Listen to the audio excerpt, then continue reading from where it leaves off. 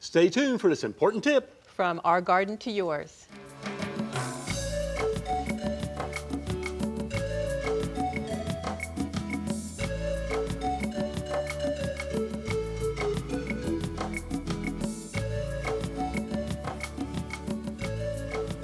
Today, with all the food prices going up, why don't you make your landscape pay? It's easy to do, and we can do it with an edible landscape.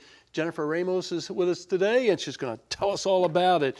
You know, if you get tired of paying all the food prices, can you do it in your own landscape? I mean, can you grow the things? Sure, Tom. It's so easy to get started in your own landscape. Most people, they go out there and they fertilize and they water their landscape anyway, so why not get a return on your investment? Yeah, why not grow some things that you can eat and get a harvest from? Exactly. Yeah, why don't we start off with a few of the things you brought? You brought lots of material here. How about this little plant here? And a lot of people will not know what that is. This is a plant called the Guava tree. I know. This is a very small specimen, but it is a fruit tree. It is not native, so you do have to be careful and protect it if we get times of cold temperatures. Yeah, it produces a little grape-like fruit right along the trunk. That's what they call cauliflower, which is really neat. Right next to it, you have another one there. This is your Loquat, and these are great in the landscape. They're ornamental.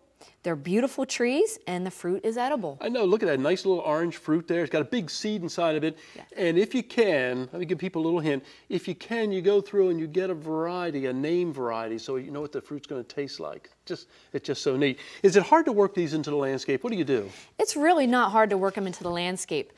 They're ornamental just like any other plant, except at certain times of the year they produce a fruit or a vegetable or herb matter for you. So if you want to redesign your yard, you can fit them in that way. Or if you maybe see that you've got spaces in your yard that you want to fill out, you can go ahead and stick them in the ground. Oh, that's good. So just replace the ornamental plants with something edible. It's pretty simple, actually. Let's do another one here. How about the pineapple? Oh, my favorite. Let me do this. You brought the pineapple in here for us, and I was going to tell everybody I grew it in my yard, but I don't think they would believe me. What do you think? Well, we'll take that off there. There we go. And here's the way I like to do it. I know there's many ways. I know you were talking about cutting it off at the top. I like to take it just like this. Grab it there, and all you do is just twist it off. Well, that's easy for you to do. I know. The reason she had me do it, she said, maybe you're a little tougher, can do it. Maybe a little nastier, I don't know. But there you go. And you can save this and just keep it wherever you want it. And here's what I do. Once you've done that, you just take off the leaves just like this, and you push them into a container of soil. Just take this whole thing, set it down into a container of soil, and voila, you've got your nice pineapple plant. I, in fact, stick them right into my landscape, and I've got a little section, and it looks like almost a cactus garden because of the way they look. And I just get pineapples from them, and I keep replacing them. Isn't that neat to have your fresh pineapple? Nothing better than a fresh pineapple. You know how to tell when the pineapple's ripe? Yeah. How? Watch for the raccoons to come in and eat it for you. That's the way you do it. You have some other things over here. What do you got? I do. We have sweet potato here. And again, if you're going to buy these from the store, I'm sure you're probably going to have one or two that don't get eaten. And then you can put back out in your garden and create some more. Yeah, and you can sprout them just like this. Look at all the little sprouts coming off. That one's been sitting in the dark. And these would green up, and you can break those off and plant them in the ground. And there is what a real sweet potato looks like. Here's another secret. Once you've got it growing like this, you just break off these tops and make cuttings out of it. And that's a neat plant to grow too. How about this one here? Tell us about this. This is one type of basil.